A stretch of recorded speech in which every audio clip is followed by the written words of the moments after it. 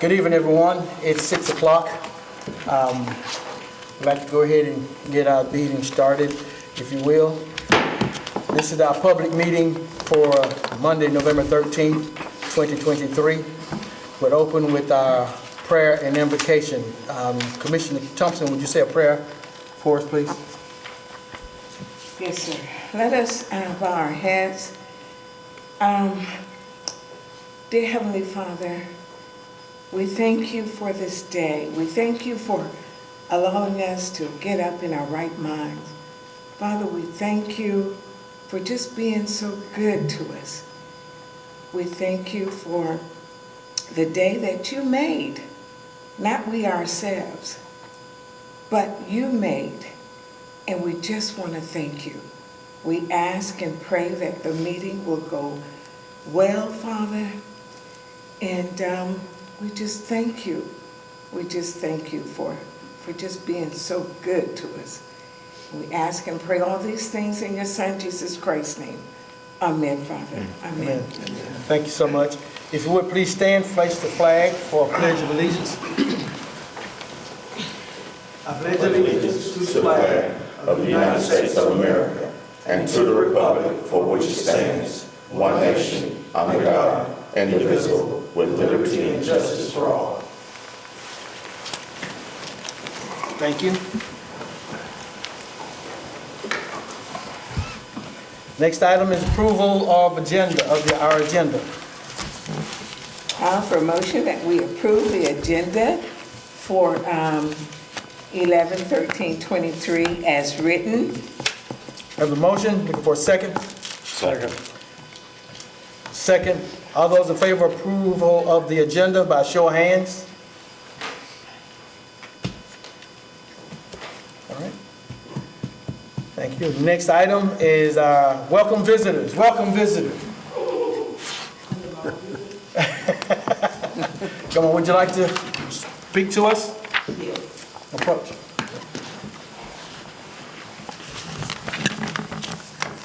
So, my name is Kirsten Arnold. I moved back here to Fort Valley, January 2021, but I was born and raised here. I have a little background story about what happened to me in 2021 as far as Fort Valley Utility Commission, and then I'll fast forward to 2023, what happened to me with Fort Valley Utility Commission, and I want to kind of get something resolved as far as these situations. So we moved back here January 2021. It was during the pandemic. I went to the engagement center in order to sign up or apply for new services back here in Fort Valley. I do own a house here in Fort Valley. We moved away because I started teaching in Houston County, came back to Fort Valley. I met with Miss Mary at that present time in 2021. She informed me that in order to start new services that I must go online due to the engagement center being closed because of the pandemic. I immediately went home and filled out the online application. I'm assuming that the services are now in my name and everything is fine. Well, we go from January to June. I received no bill, but I called every single month and say, hey, I haven't received a bill. What's the problem? Is it something I'm missing? I get no one from January to June. So June Is this 2021? Okay. Mm-hmm. So I go into the office in June, and I was informed by the receptionist that the engagement center would be open again the first week of June. I then proceeded to make an appointment with someone concerning my bill at that point. I was unable to make that appointment, but I did walk into the engagement center the following Thursday, which is June 10th, 2021. I walked in the engagement center and I was again assisted by Miss Mary. I explained to her that I was coming in to find out about my utility bill because I had not received a bill and I did not want my services to be cut off. She informed me that there were no utilities under that name for that address assigned to me. I responded that I had submitted the paperwork for the change of services in January online. She then proceeded to inform me that everything that is submitted online is traceable. And I said, that's totally fine. I told her that she could track the application to see when I submitted it. I had no problem. She then walked behind the wall and proceeded to talk to someone. She then came back to the window and informed me that the services were never turned over to my name because I had a bad debt with the Fort Valley Utility Commission. I then asked her why no one had contacted me to inform me that there was a problem. She stood up and proceeded to talk to someone again behind a wall and then returned to the window. I informed her that I was even here today to inquire about my bill before my services were cut off. She then informed me that the services had not been turned off due to the pandemic. I then proceeded to ask her when would they be disconnecting my services. She smirked and told me it could be tomorrow or next week. They could never be sure. I then told her that I was responsible for the services from January to present, so could I please get a total so that my utilities wouldn't be cut off. She then informed me that it was $1 per page for her to print the total bill. I told her I did not mind how much it cost. All I wanted to know was a total bill so that my services were not cut off. Ms. Mary then goes again behind the wall and talks to someone and proceeds to tell me that due to the bill not being in my name, that I could not get a printed report, but she would give me a tape from her calculator for the monthly bill from January to June. She then did it and handed it to me and then informed me not to forget the bad debt as she stated that I owe. I then proceeded to ask her what did I need to do about my lights in my account. She handed me a paper copy of the application and told me that she needed my driver's license so she could make a copy of it for the bad debt. She also informed me that maybe I needed to call to make an appointment with Miss Kathy on tomorrow, which would have been June the 11th. On June the 11th, the day after meeting in person with Miss Kathy, my 10-year-old son calls hysterically because the power is out at our home. Here I am teaching 30 minutes away and my youngest son crying helplessly on the phone because he and the sitter are sitting in a house with no power. As soon as I get off work, I call the utility company and Miss Mary answers the phone. I asked her how could they turn off my lights when I just came in the day before inquiring about my bill. I then asked her how much I needed to pay to restore my services. She tells me that she will go back and return with the answer. She then tells me to restore my services, it will be around $1,200, but that did not include my bad debt. I told her that I needed a total bill amount. She then tells me to get my services restored, it will be $1927.81. I informed her that I was headed to Fort Valley and that I would be stopping by the bank. I would get a cashier's check for the amount and I would be in the center in 35 minutes. I went to Robbins Federal, got a cashier's check for $1927.81, paid it, my services were restored. I, in turn, get a call in August from Fort Valley Utility. This is 2023, that says, hey, you have an outstanding bill with us. It is now in the amount of, it was $358.72. It was by Ms. Relaford. And I asked her, I said, can I come up there to talk to you guys? Because I went through this whole process already in 2021. And I did show up. And when I showed up, Ms. Relaford did not invite me back. She had me to sit out the side. And I said, can you give me a printed receipt of what all I'm supposed to be owing from you guys or whatever? It took her 30 minutes to give me a receipt of how did I come up with $300 extra that I owe you guys, $358.72. When she came back, she gave me these statements that did not have my name on it. It did not give me a total amount of how I came up to still owe $358.72. And then the bill that she printed was from what I stated, which I stated it was around $12.83, when in fact I had paid $1927.81, which I have the statement from Robbins Federal saying that I did pay this amount in a cashier's check on this date, also a $3 service fee for having them to create a cashier's check for me. So she told me, she said, well, we're gonna add this onto your bill. And so that's the point I'm at now. Like, how am I still owing $358.72 to Fort Valley Utility Commission when I cleared out all of my previous debt and all of the things I had outstanding in 2021. So what are you, what's showing there on the bill that she gave you, Ms. Rutherford? Well, what she printed me was actually not a bill. Like, she said this was the final bill that wasn't transferred to my name. Was not transferred? That's what she said. Okay, whose name is on there? I don't know because it's blacked out. Oh. Okay.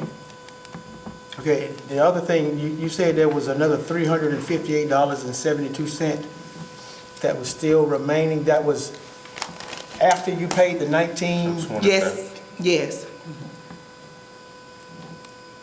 and it was still supposed to be, is it bad debt or? She said, Ms. Rutherford stated that it was because the bill was not in my name.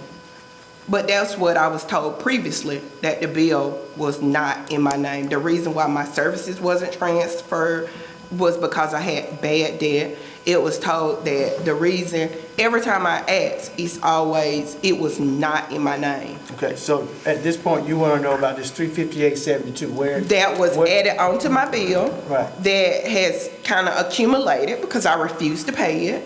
And so since, I think it was the first, she added the bill in August.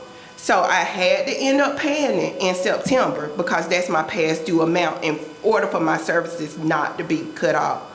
And like I said, I don't know how I still have $358.72 worth of a bill when I just paid 19, Supposedly clearing. right, Take the it. debt. I can respond if you like. That's Ms. Rutherford. Yeah. Yes, oh, I know. She Okay. did come in and we talked, and it initiated with, you had a tenant in your property. Right. And the tenant, the services were never transferred into your name, you're correct. So trying to fix something from 2021, right? The services, due to COVID, the services weren't disconnected. So you were utilizing the services, but the account was in your tenant's name, which is why I gave you a redacted bill that shows all of your usage, but I just removed your service date is up there, your service period is there. I just removed the tenant's name because you know who your tenant was, but I couldn't give you that information. It initiated with the tenant. The tenant left had a bill, and when she got it, she said it wasn't correct because she left prior to you moving into the property.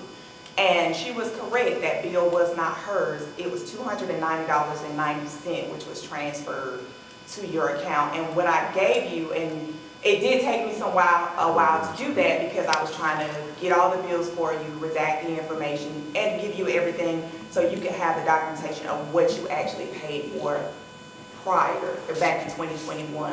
There was an old debt, yes, on the account. It was $644, and then you paid But according, 5 months of bills, and those were the bills I gave you and the final bill. but what I'm saying is, like, when you gave me this paper, it says $1283.68. That's not the amount I paid. You paid $1283.68 on that. The $644 was for your a previous balance that you had from May to June of 2021, and that bill was in your name. I'm just not understanding like how I got back to it in August. And then the thing is, you never sat down with me. The only thing you did was told me I owed a bill, and then you came up and said, let me go back and print this off.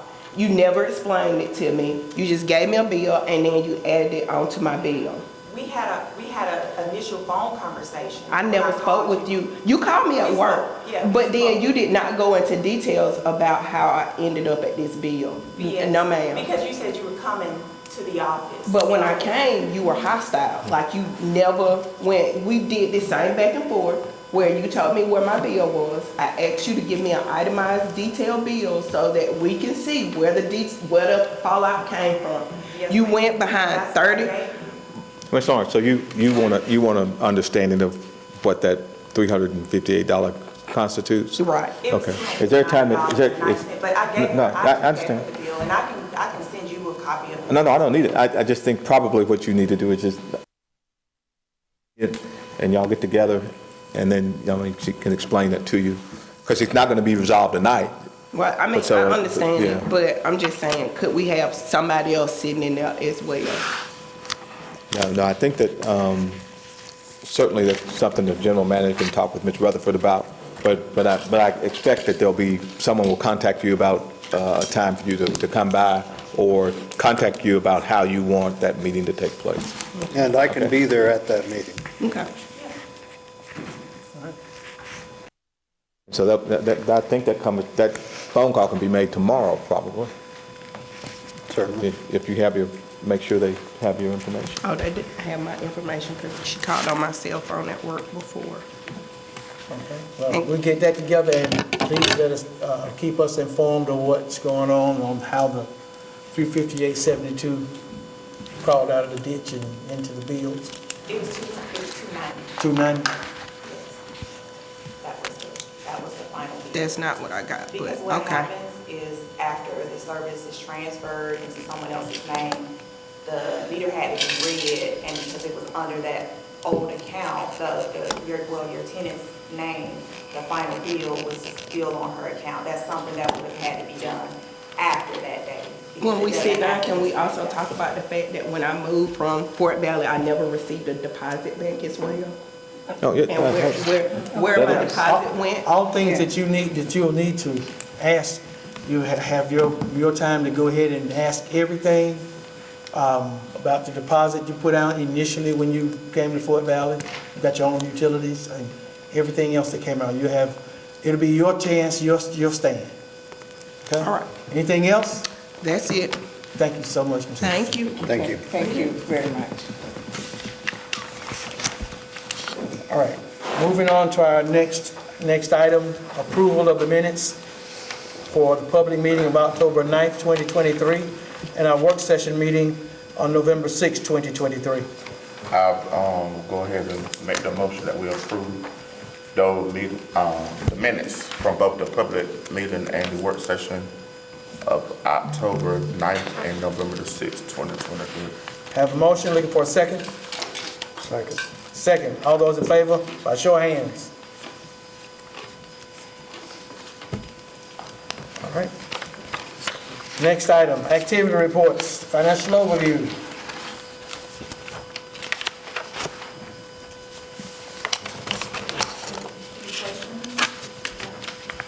Anybody have any questions for Ms. Crystal on the financial overview?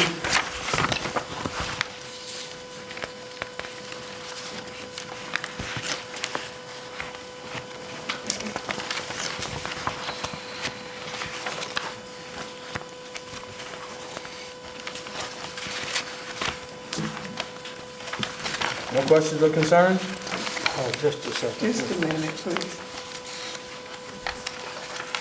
Under customer service, this is just an observation. Under boxes, I know we've talked about this many times in the past. We have 5 drop boxes. One of them has been used more than the rest of them, 117 at the CEC. The neighbors' family food, there's always one there, it seems like. It's my understanding, we have 4 cycles, therefore a meter reader along with a partner, 2 people, every due date. every pay period, every Due date. Every due date, he goes, these 2 guys go to each one of these boxes. One to do the work, one to provide cover, really, to make sure nobody walks up and hits them in the head or something expecting money. So that takes a lot of personnel costs, it seems to me. I know we've beaten this dog many times.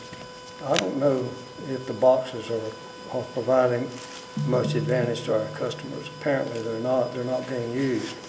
And The one at Neighbors Family Food, is that the same person every time? It is.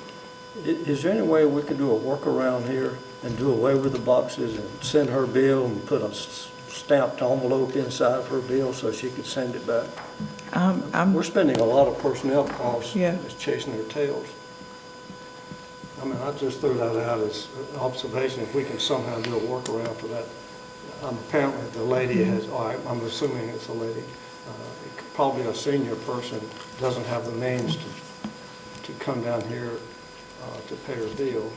So if we could. Yeah, we could definitely reach out and see That's just my opinion. what accommodations can be made. Everybody else may want to keep it open, it's just, Or even if that person could just go by the house and grab the payment. I mean, if it's really in that area, so she shouldn't be that far exactly from that store, so. We brought it up to the commission Yeah. several times before, and it's think always we all been kinda- decided that we, As soon as we remove the box, there'll be 3,500 complaints of it not paid. But we're looking at the statistics, the numbers, and I get it all. Maybe before we remove the box, we explore the other option of maybe sending a self-addressed stamped envelope. Maybe we explore the option of, maybe if the same guy who would go check the box, if we say swing by the house to get the bill, the payment, and, you know, how many other swing bys we're gonna have to do. You know, that turns out to be the issue. So before we do away with the box, let's explore those options of what are the ramifications of changing. well, I know how people are, I think. I mean, if we go by and pick up this person's You got all the bill, value, then all of a sudden we got 200 to pick up. and we're gonna revert it. And Roberta. I don't want to do that. I mean, we obviously can't go to people's homes and pick up the bill. Maybe it's not an issue, but it just seems like it's a poor use of personnel. 4 times a month, 2 people go check all these boxes to get that one payment. And then it Oh, well, could, 4 payment, I meant 4 boxes because CEC's. Well, do we have to get rid of all the boxes? Can we leave that box there and then just the 2 boxes and get rid of the 2 zeros? Is that what you're thinking, Commissioner Jones? Leave that What- box and remove the other one from City Hall, Community Plaza. Yeah, at least They have the the one's zero. not being used. yeah, unless we're gonna actually send the reminder, because again, you know, people don't always look at the back of their utility bills.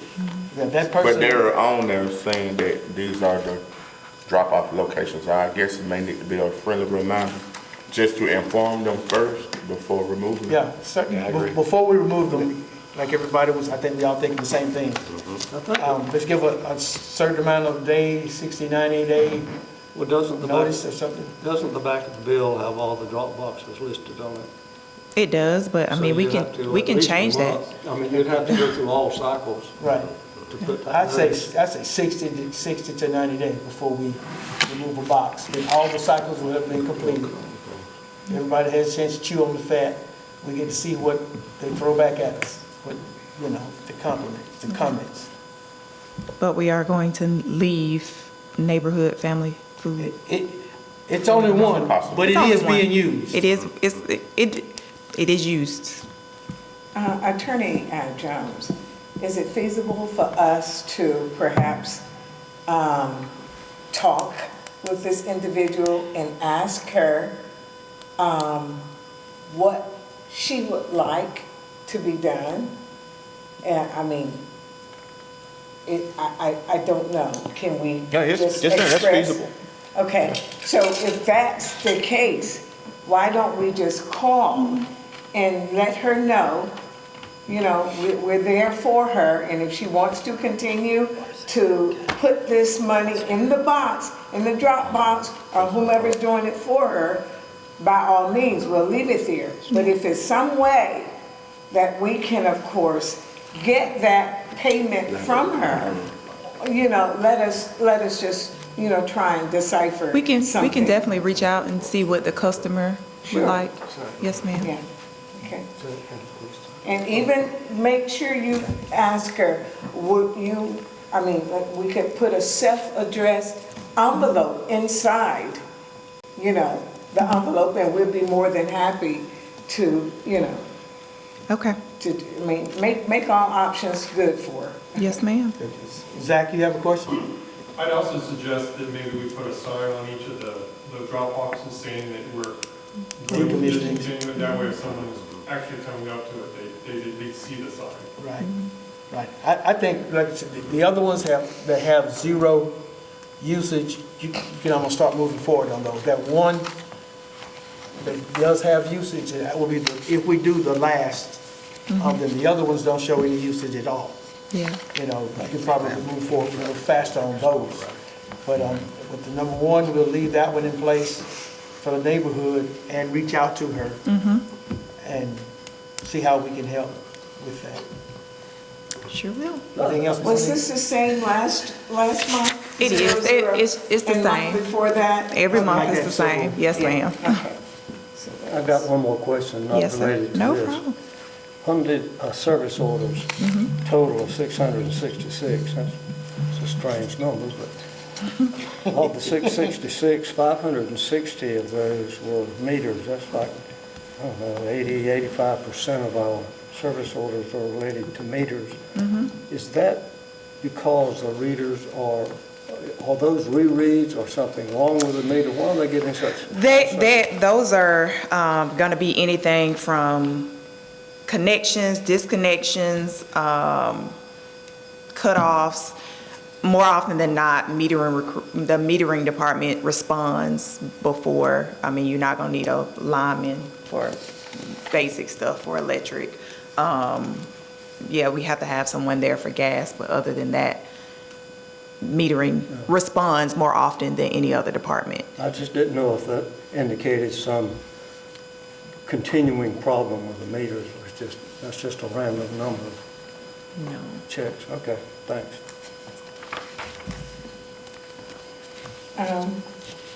Just one question. Yes, ma'am. When you have return checks, this is just for my knowledge, what do you all do with those return checks? Do you call the individual, or you run them back through? I just need to know, what do you all do? The bank automatically reruns the check if it's for, say, return for, depending on what it's returned for. If it's returned for insufficient funds, they will redeposit it. And they just send us the notification letting us know that, hey, this check was returned for XYZ, and it was redeposited. Now, if the account was closed, or if it was determined that the check was fraudulently written or something, I mean, it could be anything, then no, they don't redeposit those. They just say, they send us a notification, and it just says the check was returned, and it'll give us the reason, and then from there, we reverse the payment on the customer's account. They are charged a fee. That's not our fee, that's the fee the bank charges us, and we just in turn charge that to the customers. And then we contact them to let them know that they did have a check that was returned. How do you And contact them? by phone. By phone, or we can, if we don't have a phone number, sometimes we have to have metering to do a letter, and they go out and hang them. Or if we have an email address, we can send them an email address from customer service. But we don't always have a good contact number, unfortunately. That's putting a lot on the metering, since we don't have but two people. Yeah. I think that we should be a little bit more consistent and persistent with you doing that yourself in the office. Yeah, Okay? we do. That's the last resort, because of course, you want to reach out to them so they can take care of it as soon as possible. So that's really a last resort if I have no other means of contacting them, and you have to let them know as soon as possible.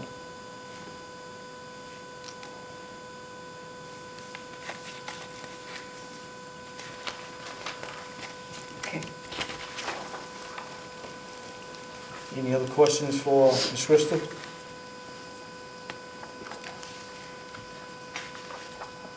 Thank you. All right, thank you. Next item, operations, operation overview.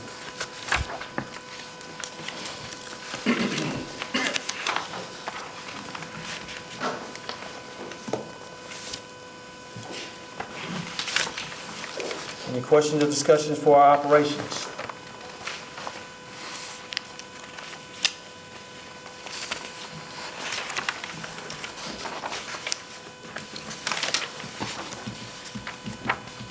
Clay, under the water department, removing the fire hydrant at the intersection of Houses Mill Road and the connector, that seems to be an awfully large roundabout.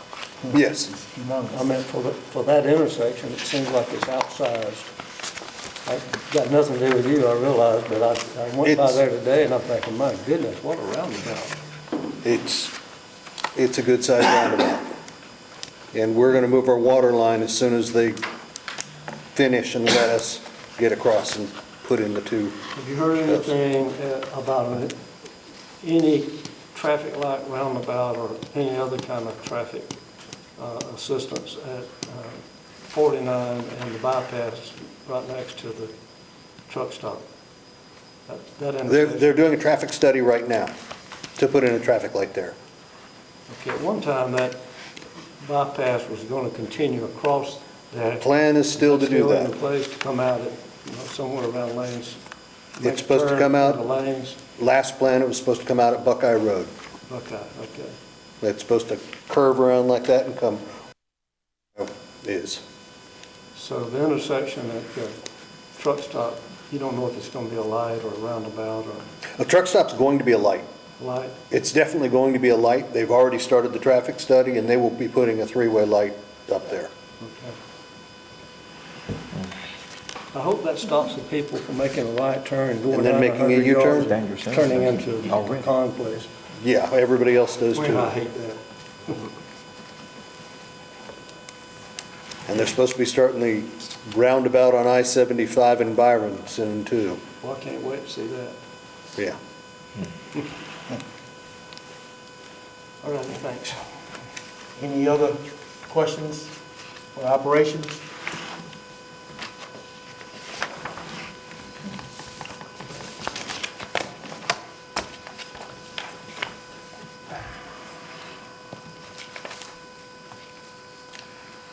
No other questions, we'll move on. Next item, old business, we have none. We get on to new business, engineering procurement.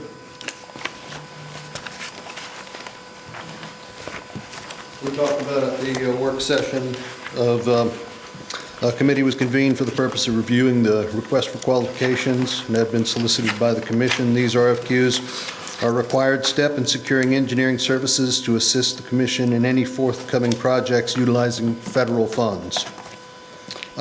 Staff recommends that we engage ESG Engineering for those. So we're looking for a vote for ESG Engineering.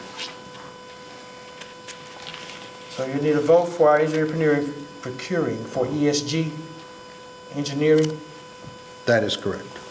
If you're looking for a motion, I'll make it. Have a motion, looking for a second on the engineering procurement.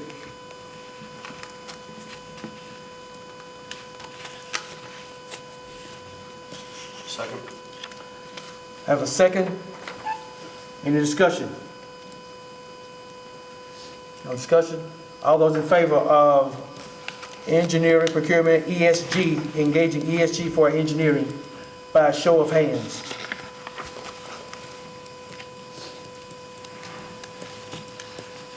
Any opposed, same sign. My hand is going for the four. I was reading, okay. All right. All right. Have the vote on that, correct? You got Yes. it, Ms. Tara? All right. Next item is GMA Certified Organization Recertification. In January 2020, the commission received a 4-year certification from the Georgia Municipal Association as a certified organization of ethics. To maintain the certification, the commissioners are required to adopt the resolution reaffirming that the certain principles will be used to guide the officials as individuals and as a governing body. The principles are: serve others, not ourselves; use resources with efficiency and economy; treat all people fairly; use the power of our position for the well-being of our constituents and our community as a whole; and create an environment of honest openness and integrity.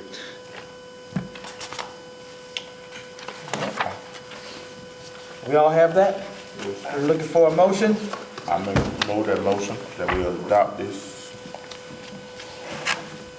Have a motion, looking for a second? I'll second that. Second, any discussion on the GMA Certified Organization Certification, recertification?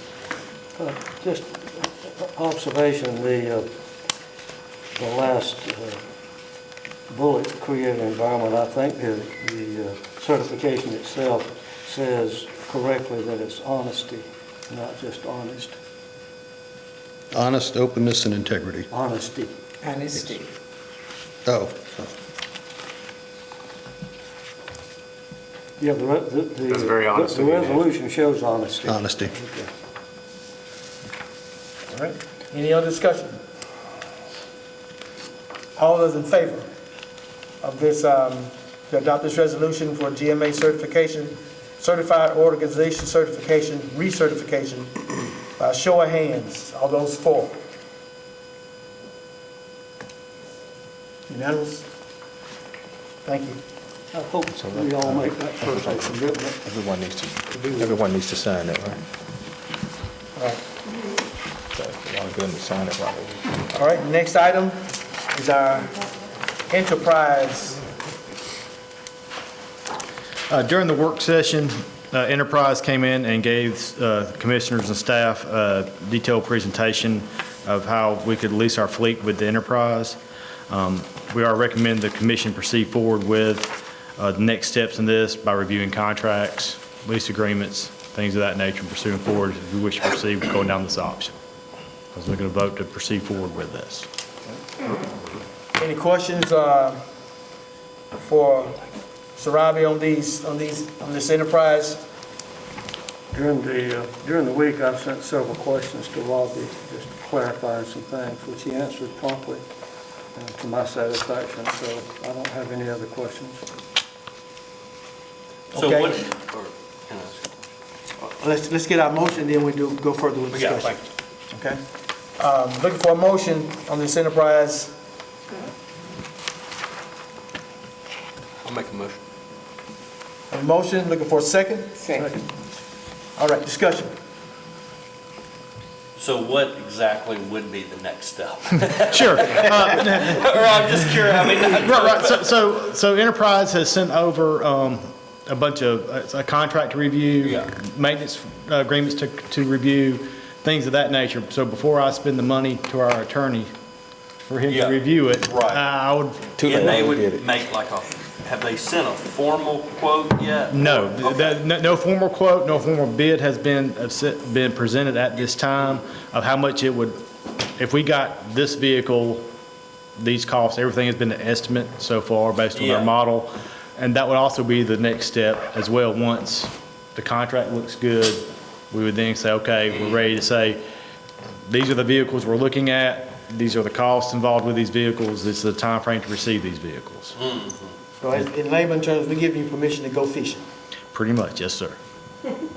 Well, I mean, we all want to know, I know there's more than one organization that can do that. Yes, sir. And we want the best that we can get, the best bang for the buck.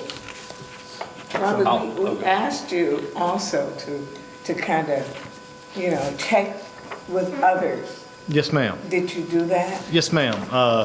We checked with the city of Covington. I got responses back from their finance director, their operations of gas, and their operations of electric. Finance director was very much in favor of it. He loved the pricing he got, and he loved how the fleet stayed newer. The director of gas liked the program overall. did have some concerns about lead times on getting vehicles. After following up on those lead times, he was saying, well, they had to wait 7 to 8 months to get vehicles. We're waiting 8 to 12 months to get vehicles. So if they're waiting only 7 to 8 months, that's either status quo or benefit to us. The third individual, he liked the enterprise program overall. I got the sense that he was a Ford individual, and he likes to be with a Ford fleet specifically. If you are brand loyal, timeframes will go longer. So if you want an all Ford fleet, then you expect a longer length time. If you want all Chevy fleet, expect all Ram fleet. But if you're willing to mix and match your fleet to get the same work body truck at a quicker time or cheaper cost, then yes, you can get all that through Enterprise very well. One thing is that I will make clear as well is that we're not selling our whole fleet to Enterprise. We are keeping our 3 newest trucks as backup trucks. In case something should happen, we would have that as a backup. And then when those trucks are being replaced, we would even repurpose those trucks forward to make them take off the work body, may put a dump body on it or something of that nature, so they would have another purpose with us to keep going forward. Yeah, the only thing I would offer, I'll offer my 2 cents. I think this is great. Just from from our point of view, in my opinion, the safety is a huge issue. Of an organization, somebody gets in an automobile accident, God forbid, hurts someone else. Hey, you're driving around this old vehicle, no anti-lock brakes, I'm just saying from our standpoint, the safety of some of these old vehicles is, it's a risk. It's not good. And I like this as a great way to solve it. I would have somebody already said over email, but I like how you're saying not sell the old fleet, but even make sure we got the new vehicles before, even the bad ones. Right.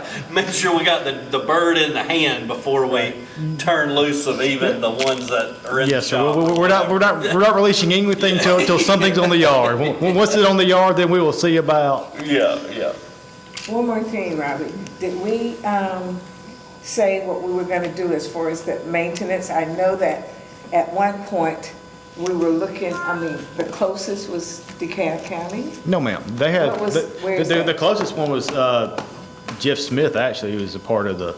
Jeff Smith and Perry. And Perry? Okay. They actually were part of the program. However, we would reach out to local mechanic shops to see if they are willing to get on board with the Enterprise maintenance program. You're saying we're going to do that? Yes, ma'am.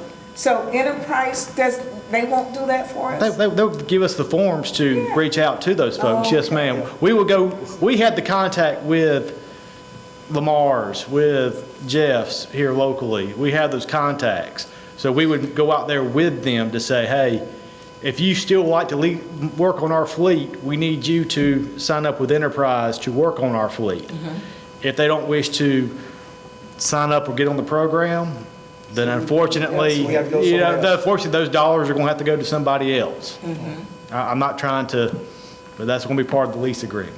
Okay. I think it's a good idea to ask our local folks that do work on our vehicles. I think it's a good idea to ask them. And I'm sure they probably would if it's not too much to put out just to join. It's free for them to join. It's a matter of them, are they willing to input the data into the website or whatever. That it is an extra step for them. If they're used to writing an invoice, keep on going, put it in their QuickBooks system or whatever system they use, and they're good to go, well, this will be an extra step for them to, all right, now I got to say I changed the oil on this date, it had this mileage on it, and kept it going. Well, I think we owe it to our local folks. Exactly. We'll definitely give them that option that we like y'all service, but we're going a different route in our purchase agreement, which brings on a maintenance agreement. And we like for y'all to enter into that with Enterprise so we can keep getting the good service that we have been getting. Yes, It's just exactly. We got one more step to make. I mean, think we should the be- shops would have the extra step to input that data. Right. But also, you know, it would not limit us to still shop around and put it there if multiple shops in town wanted to do this. And also they could get it from other folks who are leasing their vehicles. They could come and use their shops as well. They're not limited just to using Just to us. Fort Valley's fleet. Right. They could work on anybody, any enterprise leased vehicle at that point in time. So if you had somebody rolling down 75 and needed a shop, they could roll on down to Fort Valley and use the shop if we're closest by. Or coming from Columbus on through, or something of that nature. So it's a good up for them as well. For the It's a chance for more business, definitely. Any other discussion on our enterprise lease fleet permission to go fishing? No other discussion? Okay, I'll entertain the vote to move forward with Mr. Robbie for our enterprise lease fleet to acquire more information, move forward with this lease. So be it. Motion, looking for a second. Second. All those in favor, by show of hands. All right, thank you. All right, our next item, Connect Zone. Again, after reviewing all the options with staff and the commissioners, staff has recommended that commission votes to move forward with the Connect sign with the City Connect option. This vote will allow staff the process of getting high-speed fiber into our electric grid footprint. Just for let you know, the next steps on this process would be make ready engineering work on Connect sign's path, make ready work on pole attachment agreements, their leasing fiber agreements to us, and start with those detailed processes. Okay, releasing the fiber to us, and what else? Pole You said attach. two other things. There's pole attachment agreement. So the way this would work with the City Connect option is that the pole attachment agreement fee would equal the same as the lease fiber fee. We would still have to exchange the checks, but no one's making any money every year, whatever the situation, however we decide to bill each other at that point in time. Okay. So you're just looking for a motion to continue exploring the business relationship with Connexon? Yes, yes, sir. Okay, well, I'll make that. Everybody good? Okay, take the motion. I'll make the motion that we continue exploring the business relationship with Connexon and whatever those next steps need to Motion. look like. Looking for a second? Second. A second. I'll second. Second, all right.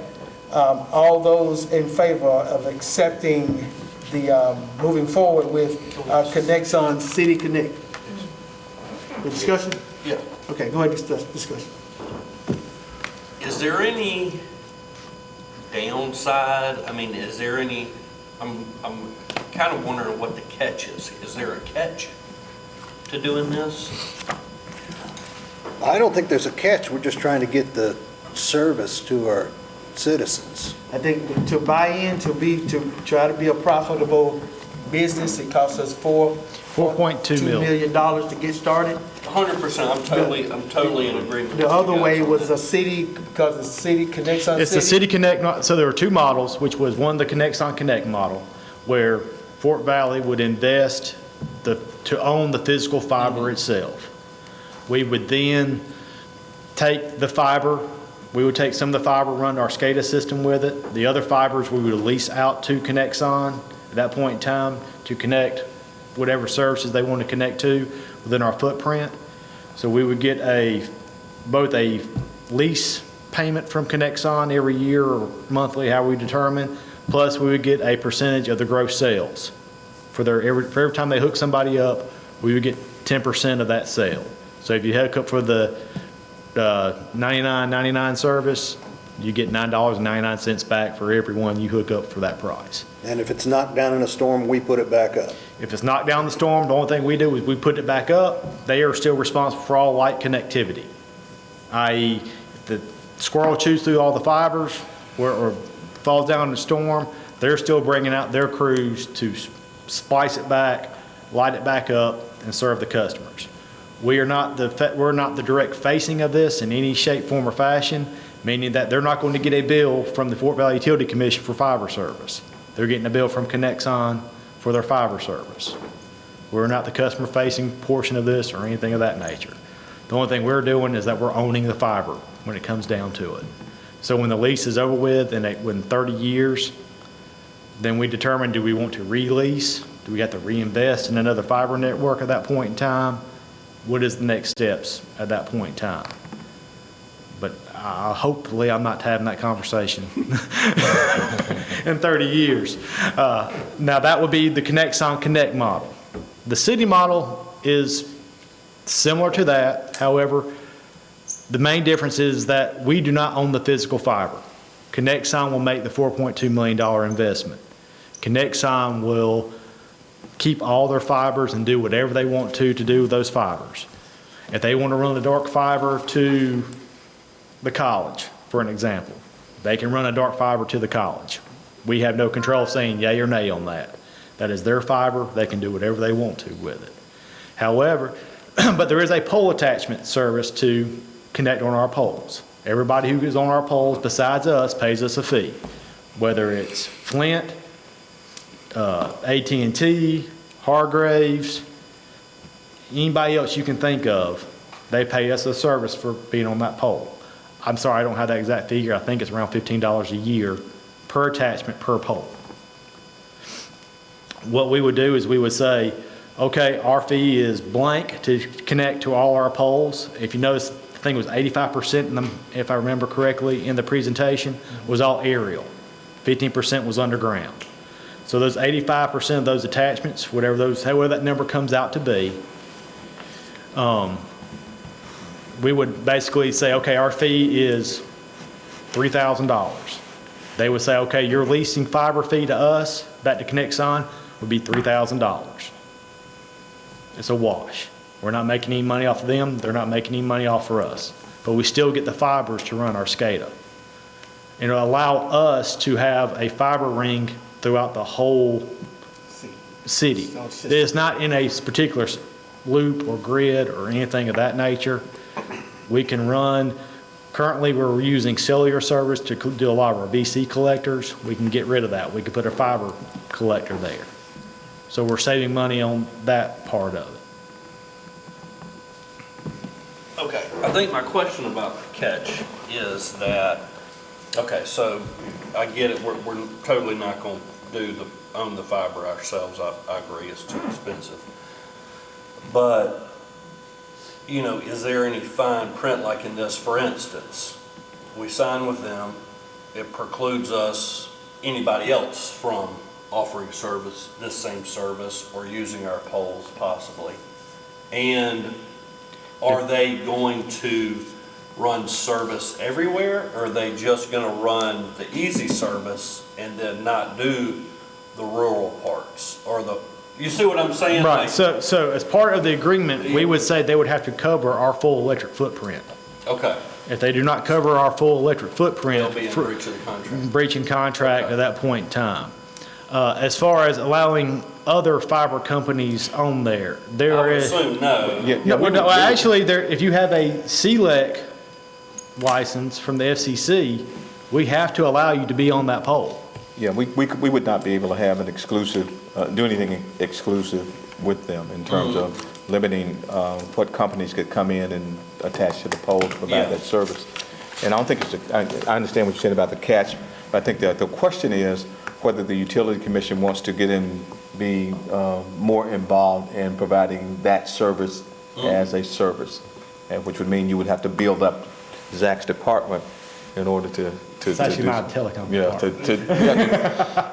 So, yeah, I mean, I think the comments I heard at the work session you had the other night was, let the people who do that, and we'll do what we do. Right. You do what you do. We do electric, gas, and water, let's do it. So, I mean, I guess my only point, I mean, it seemed like we don't want to do that, which is clear, but this only helps us get high-speed internet to all of our electric customers. There's nothing here that is not gonna, I mean, I'm double checking. I guess I'm just That's the only, I mean, this furthers our goal to accomplish that. That would be part of the next There steps. seem to be any drawbacks. That's my question. I've not seen, they've not presented us a contract, nor have we presented them a contract yet.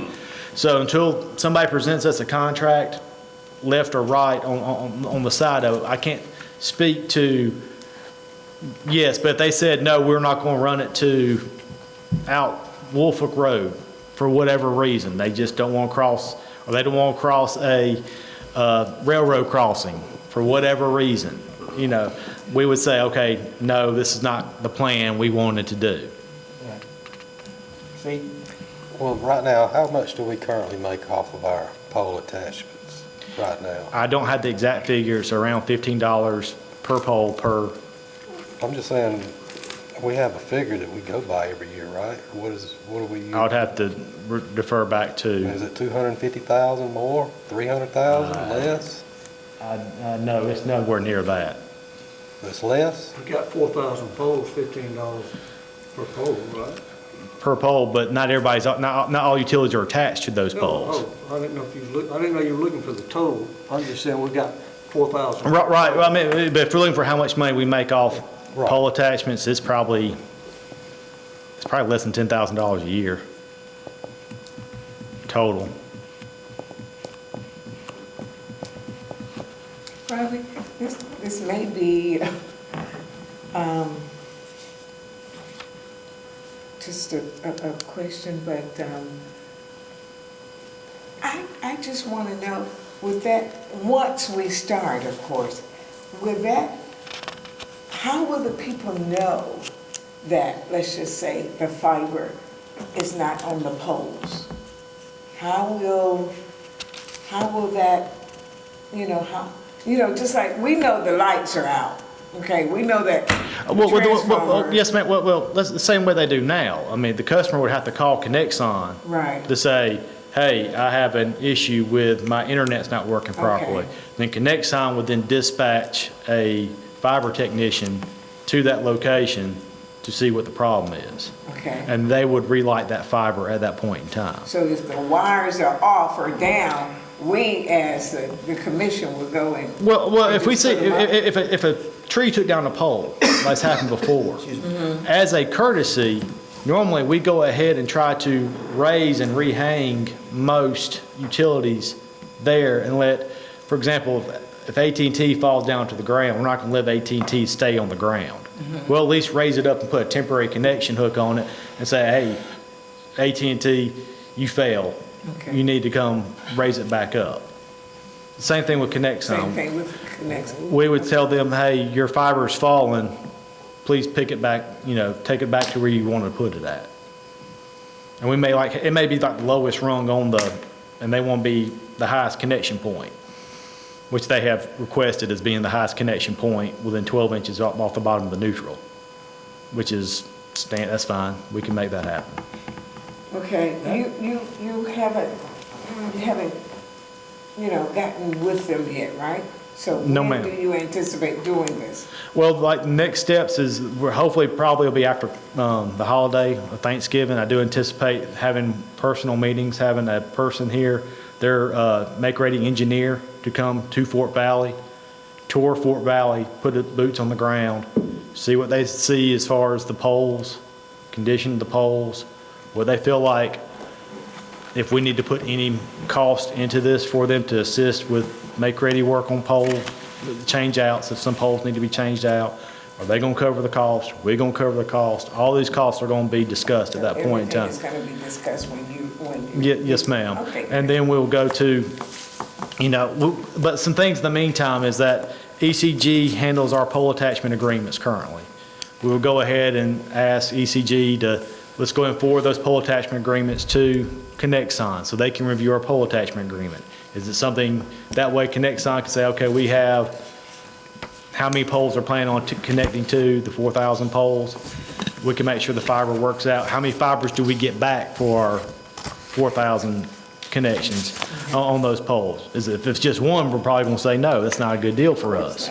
If you put up, a 200 count fiber network, we'll probably want 10% of the fibers, at least 20 fibers back. You know, that way we can make sure our SCADA works what we need to work with. So it's going to be as much of a symbiotic relationship as we can between them and us to make it work. The bottom line of all this is, we don't have any income from it, and we don't have any expense. The bottom line is, we will have adequate, dependable fiber for our use for the SCADA network. Yes, sir. That's our benefit. That enables us to speak, so to speak, to converse with all of our water plants, pumps, all the stuff that requires signals back and forth. Correct, and we can even expand it too. On a fiber, which is more dependable. Right. So it's like we're getting a better service than we're having now, but it's not costing us anything. Yes, sir. For 30 years. Yes, sir. Any more discussion on our Connect zones? All right, we'll go with the vote. All those in favor of allowing Mr. Robert Johns to continue to communicate with the processing of our high-speed internet and our electric grid, our footprint for the city of Fort Valley, by show of hands? Did we get a motion on that? Yep. We did? Yep. I didn't hear it. Wait before the discussion. Okay. Any opposed, same sign? All right, thank you. Yeah, we had a long discussion in between. Oh, that's can't do that to me now. All right, next item is Sourcewell. As we discussed during the work session, again, we have, Sourcewell has come to our attention as a procurement service provider that we can use to help speed up our RFP process. Cities that do use it are the City of Warner Robins, City of Albany, as well as others. Sourcewell would not replace our 3-bid process, but simply be an additional option to our 3-bid process. What we're asking for is the commission to vote to add the language of 3 bids or Sourcewell to purchase the equipment, materials, or vehicles. All right. I entertain a motion to approve. You got a motion? Second? Second. Motion and a second. Any discussion?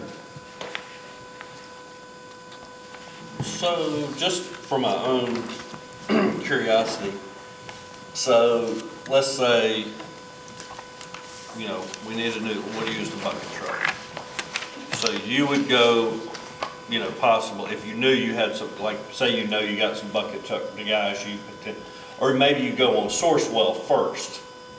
So what we would do is we would spec out our bucket truck through Terex, Altec, and say, okay, what does your bucket truck look like? Mm-hmm. Okay. Then we could go to Sourcewell and say, okay, this bucket truck spec'd out this way was on Sourcewell for this price. Mm-hmm. And we can go ahead and put in the order for the Terex bucket truck, the one we just purchased, and it would be at that price. Terex says, if Terex knows they don't have to bid against everybody, mm-hmm. they know they could put a bid out for a higher margin. That's just. So I'm still a little bit, so do we actually make a request on Sourcewell, or we look for existing requests that are on Sourcewell? You look for existing requests that have already been put, existing RFPs that Sourcewell has already put out for bid. Okay. Now, if you wanted to put a bid nationwide through Sourcewell, you can do that as well. Okay. So if we had a particularly, let's say you have a unique pump or. Well, the pipeline from Culloden down to down to the mega site. If you wanted to put that out for a nationwide bid. Because somebody may come in to, a specialized person may be cheaper and want to come in to exactly. do a huge project of that nature. Mm-hmm. You could put that out there through their RFP process and let them put it out to a nationwide bid process, mm-hmm. if you wanted to. What does it cost us to be a part of Sourcewell? It is free. It is free. Sourcewell is funded by the Minnesota state government. from the best I can tell. Any more discussion on Sourcewell?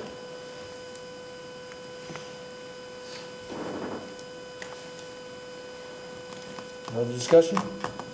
Yeah, I still think we need to look into them a little bit more. I find it hard to believe that the state of Minnesota is willing to fund every single state in terms of every city going out and pulling RFPs. I mean, there has to be some sort of a fee associated with this somewhere along the lines. Anytime there's a deal like that, that's too good to be true. I'll be more than happy to contact Yeah. Sourcewell directly for that. If you want to table it till the next meeting, I'd be more than happy to go ahead and get that information for you. But the best I can find out through vendors, through other procurement folks, everyone is telling me they have not been charged a dime at this point in time. But at this point, you're not asking to sign a contract with Sourcewell. You're asking to, kind of like your other fishing trips. Well, I mean, as far as this is that we would sign up to become a member of Sourcewell. Now, whether you choose to use Sourcewell or not, that is totally up to the commission itself or any process forward. But currently, our financial guidelines state that we cannot use a service like Sourcewell. Sourcewell would be almost like another vendor. Yes, sir. If you're gonna buy a product, you can buy it through them or through Correct. anybody else that sells the same product. Yes, sir. But we will not be removing our current 3-bid process then, right? No, we're not removing the 3-bid process. This is simply a additional option that we could use. If you wish for any product to go through the 3-bid process and to look through Sourcewell, we could still do that same process. All right, we've had our motions, we have discussion. All those that are in favor of accepting, given the opportunity to move forward in further discussion with Sourcewell as an option for our financial policy. All those in favor, by show of hands.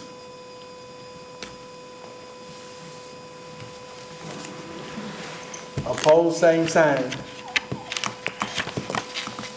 All right, thank you. Next item, still up there. Next item, the gas main replace bids for Valley View and Hardeman. On Monday, November the 6th, we had a bid opening for our gas main replacement project as part of our DEMP program for Valley View and Hardeman, respectively. To remain in compliance, we do need to start work this year. We did have one bid come in from CNH Pipeline for $358,340, and staff will recommend to reward the bid to CNH Pipeline. Okay, entertain a motion. You only had one, right? Yes, ma'am. And Entertain a how long has that been? Excuse me, Ms. Rhodes, we're going to entertain this motion, get a motion in a second, then we'll do the discussion. You're gonna do, okay, sorry, okay. Motion? I have to look like it's backwards. Okay. Motion, we award the bid to CNH Pipeline for the capital project that's been discussed. I have a motion, over a second? Second. A second, discussion. The CNH, I know you said it last week, that we only have just one. Did we pursue others, or did Yes, ma'am. anybody, what happened with that? I can't explain why they did not bid on the process. We had a pre-bid meeting October 20th timeframe. I can't remember the exact date. I do apologize. At that point in time, we had two folks show up for our mandatory pre-bid meeting. Equix, which is currently the company doing the large pipeline for the Hyundai plant out in Bryan County. They were in on the meeting. CNH Pipeline was there on the meeting. We discussed the details of the project. Normally a vendor of DeLance Sallard usually also applies for these services as well. I did reach out to Lance to ask why he didn't bid on the project. He said he has too much work to worry about it right now. And he already has one job in Fort Valley that he's going to be doing the 341 gas main replacement for that through C.W. Matthews. So he felt like he didn't want to overburden himself with that, knowing that he had to start work before the end of the year. And I think that probably was the kicker of why folks did not do bids on it, because of the DEMP program mandating that we did have to start work before the end of the year. Robbie, I'm confused. The total cost of this project was $508,000, the contingency 40, so the total cost $548,200. Is that the amount that we had put in the capital budget for this project? That was the estimated price of the project. But that's what we thought it was going to cost, but it actually came in at $358,000. Yes, sir. CNH came in well below estimated cost. And that's for both? That's for both streets. Okay. And part of the reason that came in so much below is that originally we had it two separate streets because we did not know how this would process. I put in both streets on one bid. They're able to he was able to lower his price. How many feet is this? I don't have the exact footage with it. I do believe one street's 35, I'm sorry, I think both streets were between 4,000 and 4,500 feet. Approximately about a mile and a half. Okay. So 25,000 for easy math? I'm sorry, You said how many feet? A mile and a half? mile and a half. 7,500, okay.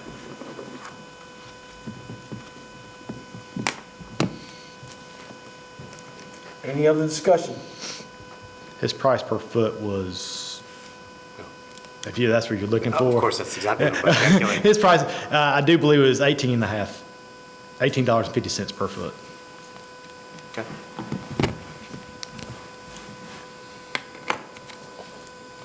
Any other discussion? Questions? Since, yes, just two more, Sure. sir. Since I'm, on the street, could you tell me approximately when they're going to begin? And also, one more, are we gonna have to, work around them, or how is that gonna work? As with most of the streets, no ma'am, they should leave all driveways open. They'll be working on the street right of ways and pushing it in. The directional boring, or? Yes, that'll be all directional bore. And there'll be no open cut or anything of that nature. It'll be all directional bore through that. Unless they should happen to hit a utility directly under someone's driveway, would be the only time they would damage a driveway or have to do anything at that point in time. Is that a risk? Yes. Is it a low risk? Yes. To both those questions. Work would start this year by doing the locates in. They're going to start showing them putting in paint on the ground, things of that nature. I anticipate probably pipe to be start to be installed somewhere mid-January at that point in time. And I do not know exactly which road they're going to start on. I don't know if they're going to start on Valley View or Hardeman. Depends on just where they want to start. Most likely they're going to start on Hardeman, I would assume. Are they tapping all the services too, or do we have to do Yes. that? Okay. Will these be the last two streets on that DEMP project? For this DEMP program, yes. But there will not be the last streets we replace. Totally. Not for a long time. No, we have many streets that do need gas main replacements. That may not be part of our DEMP program, that we get to determine how quickly we get to go this process. But to answer about the inserting, most services will be inserted, or they run a new service if the pipe had deteriorated too bad. Any other questions, discussion? All right, to move forward, we want to award the bid to CNH Pipe Company for our gas main replacement bids on Valley View and Hardeman. All those in favor by show of hands.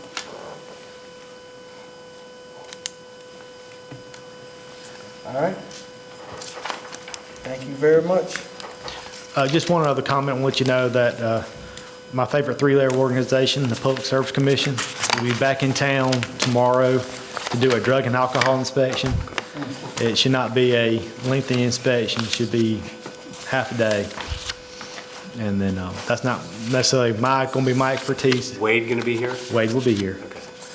Wade will be here. It's more of a inspection of our drug and alcohol plan that Jessica administers. I'm not allowed to administer it because I'm part of the plan. In So- the email today. Huh? In the email today, no findings? Oh, yeah, and we did get our official documentation from our first inspection of the year, which is our distribution integrity management plan inspection that we had back on February the 1st. They did finally say they went through the process and give us a letter saying no violations found on that. That's good. We're still waiting on our comp review and our OQ inspection. Make sure everybody goes home and study. Going to try to. All right, thank you. Moving on to our next item, executive session. Do we have a need for executive session? Yes, Yes. For for litigation. litigation. Okay, I entertain a motion to take us into executive, out of public meeting into executive session. I'll offer a motion that we go out of public meeting into executive session. Motion, second? I second it. A second. All those in favor, by show of hands. All right. Thank you. All right, thank you. We're back in the public meeting.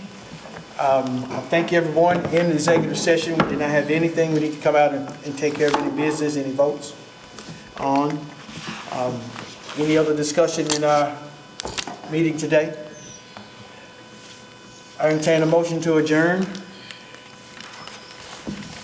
I'll offer a motion that we adjourn from tonight's meeting. Motion, second. Okay, all those in favor for adjournment right now, show of hands. All right, thank you. This meeting is adjourned.